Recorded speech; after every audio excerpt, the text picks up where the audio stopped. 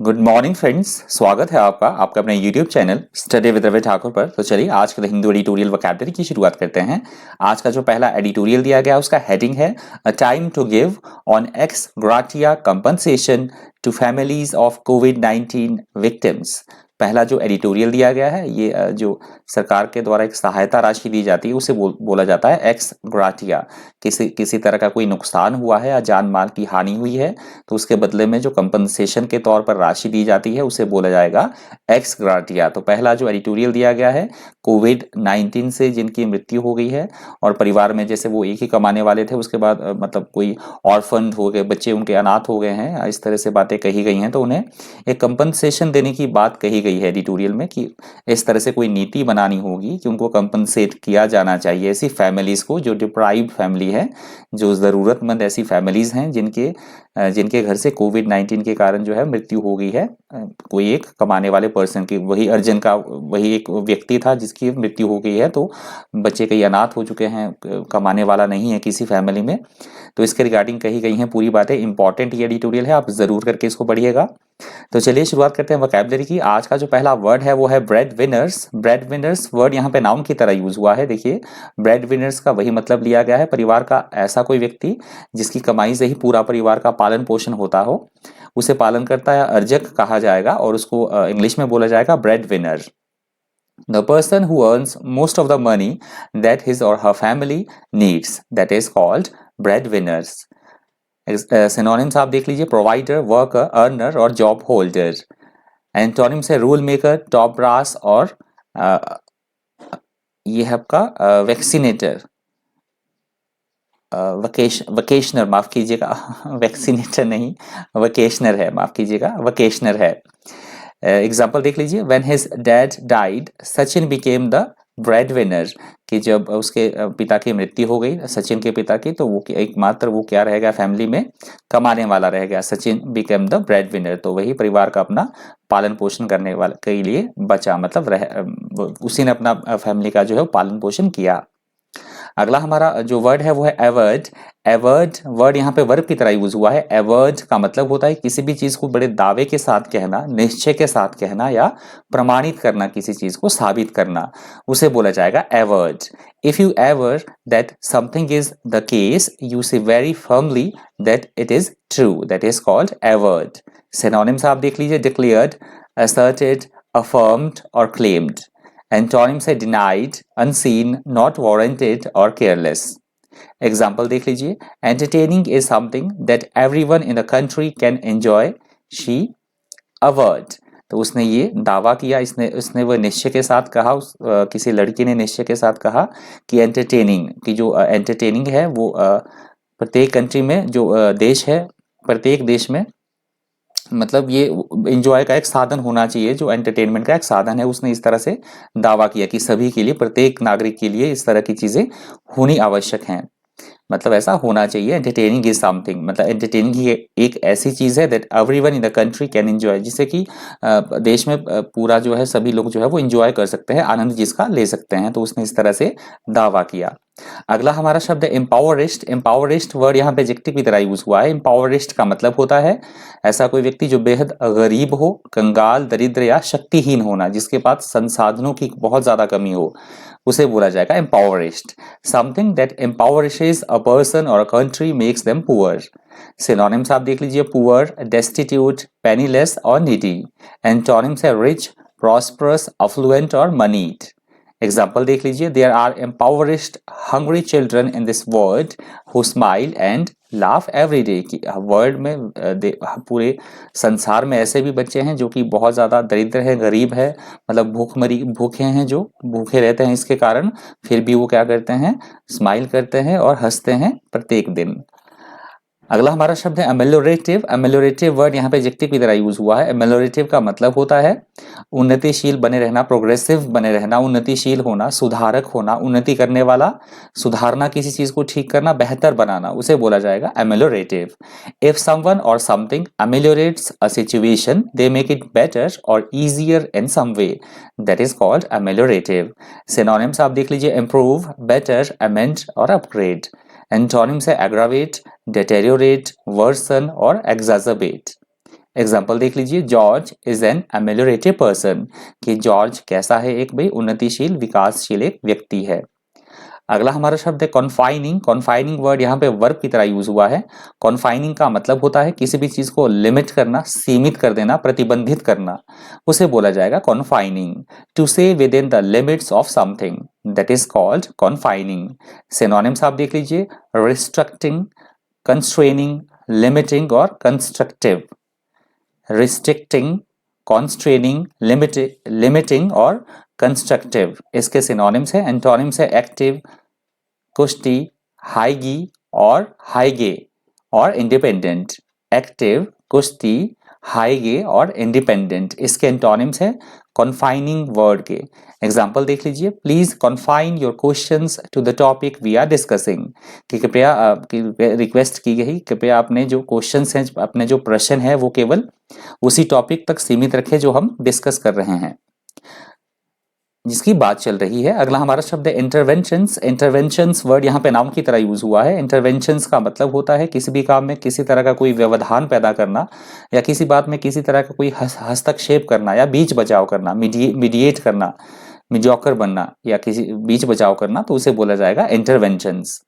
The act of intervening in a situation as to mediate a dispute, मतलब झगड़े में ही बीच बचाव करना, उसे भी बोला जाएगा। सिनोनिम्स आप देख लीजिए, इंटरफेरेंस, इंटरसेशन, इंटरपोजिशन और इंट्रूजन। इंटरफेरेंस, इंटरसेशन, इंटरपोजिशन और इंट्रूजन इसके सिनोनिम्स हैं। एंटोनिम्स है non interference, non intervention, challenge और एडवांटेज इसके एंटोनिम्स हैं इंटरवेंशन वर्ड के।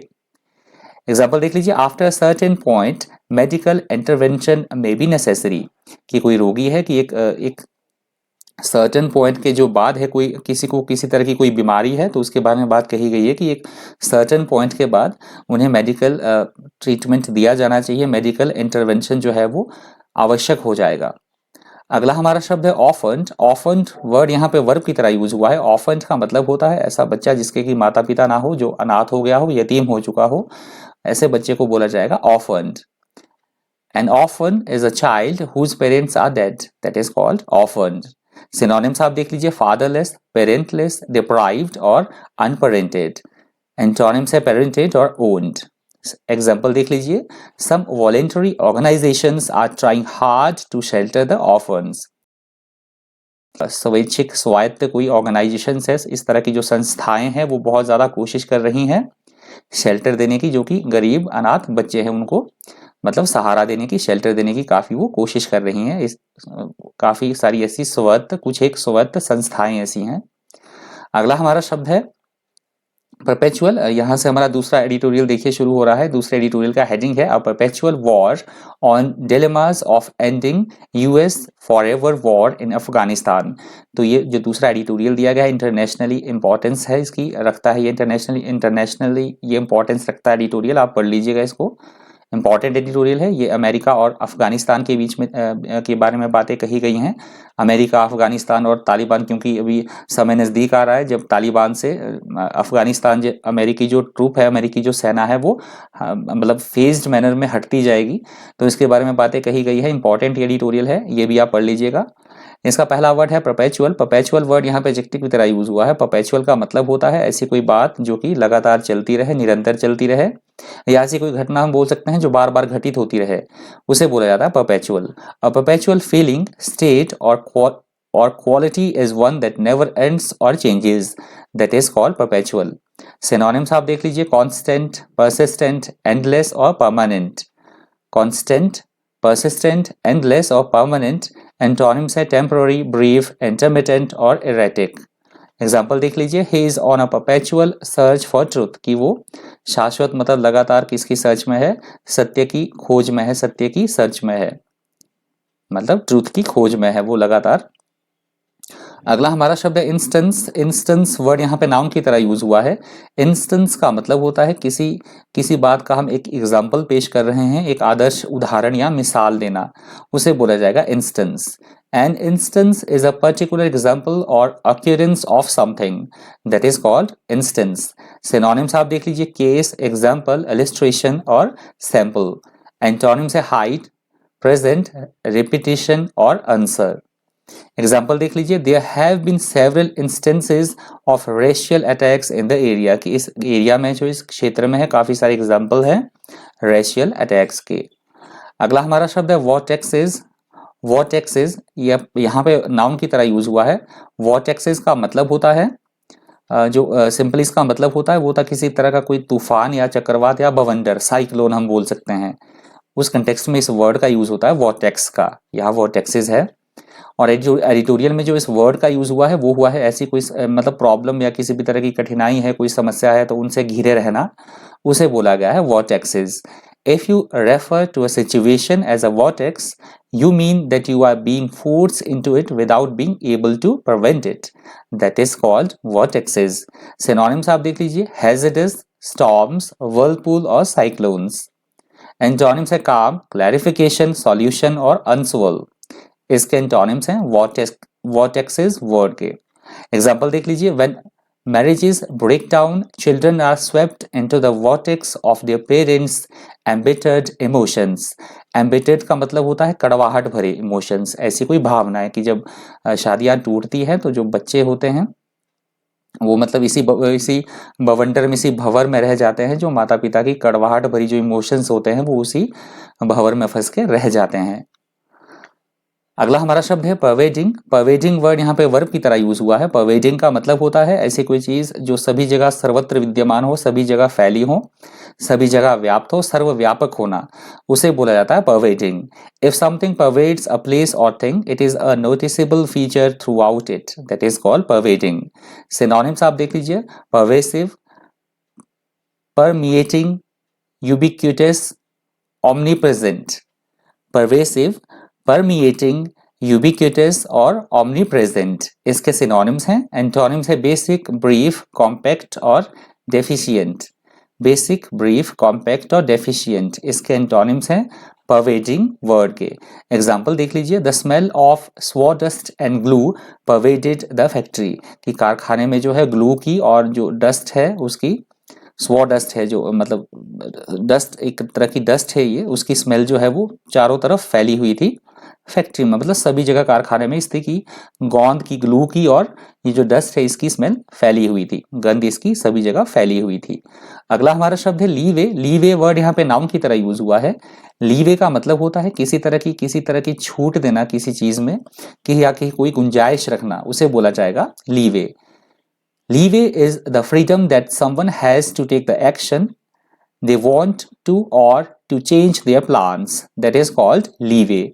Synonyms आप देख लीजिए, scope, latitude, room और margin. Antonyms है inflexible, inflexibleness, bigotry, constraint, hindrance. Inflexibleness, bigotry, constraint और hindrance इसके एंटोनिम्स हैं लीवे वर्ड के। एग्जाम्पल देख लीजिए, government sources said that states have no leeway to open liquor sale during lockdown, कि government के जो सोर्सेज है उन्होंने कहा कि जो लॉकडाउन में है किसी भी तरह की जो लिकर जो शॉप है उनका कोई विचार नहीं है उसे खोलने का, कोई गुंजाइश उन्हें नहीं दी जाएगी। अगला हमारा शब्द है फॉर्ज्ड। फॉर्ज्ड वर्ड यहाँ पे वर्ब की तरह यूज हुआ है। फॉर्ज्ड का मतलब होता है किसी वस्तु को, उसको एम्पावर्ड करना, सशक्त बनाना या उन्नत बनाने के लिए, उसको डेवलप करने के लिए विशेष तरह का प्रयास करना, उसे बोला जाएगा forged. To put a lot of effort into making something strong and successful, that is called forged. Synonyms आप देख लीजिए, मिंट, डेवलप, डिजाइन और डॉक्टर। एंटोनिम्स है अबॉलिश, डिस्ट्रॉय, ऑब्लिटरेट और हॉल्ट। abolish, destroy, obliterate और halt इसके antonyms हैं forged word के। एग्जाम्पल देख लीजिए, our school has forged links with a school in Japan, कि हमारा जो स्कूल है उसके जो काफी अच्छे लिंक है, मतलब सशक्त बनाने के लिए, उसको हमारे अपने स्कूल को डेवलप करने के लिए हमारे जो स्कूल के लिंक है वो क्या है, जापान का एक स्कूल है उसके साथ हैं। अगला हमारा शब्द है ऑटोनोमस, और ये ऑटोनोमस वर्ड आज के द हिंदू एडिटोरियल वोकैबुलरी का अंतिम शब्द है। ऑटोनोमस का मतलब होता है ऐसी कोई स्वायत्त संस्था या ऐसी कोई चीज जिसपे किसी भी तरह का कोई कंट्रोल ना हो, जो अपने आप ही मतलब रूल और रेगुलेशन अपने आप ही स्थापित करती हों और उसी का ही अनुसरण करती हों, ऐसी कोई संस्थाएं। हम उसे बोलते हैं स्वायत्त या स्वशासी, और इंग्लिश में उसको बोला जाएगा ऑटोनॉमस बॉडी। जैसे हमारा जुडिशरी का मैंने देखिए एग्जांपल दिया है, एन ऑटोनॉमस जुडिशरी, जुडिशरी है या अपना यूपीएससी हो सकता है। कुछ एक संस्था ऐसी होती है जो सेल्फ गवर्नड होती हैं, जिन पे किसी भी तरह का कोई नियंत्रण नहीं होता है, तो उन्हें बोला जाता है autonomous body. An autonomous country, organization or group governs or controls itself rather than being controlled by anyone else. That is called autonomous. Synonyms आप देख लीजिए, independent, sovereign, governing और self-sufficient. Independent, sovereign, self-governing और self-sufficient. Antonyms है dependent, subject, strongly associated और subordinate. Dependent, subject, strongly associated और subordinate, इसके antonyms हैं ऑटोनॉमस वर्ड के। तो आज के द हिंदू एडिटोरियल वोकैबुलरी का अंतिम शब्द था। तो इस वीडियो में इतना ही। इसी तरह के इंफॉर्मेटिव वीडियोस के लिए बन रही है चैनल पर। Thank you, thanks for watching.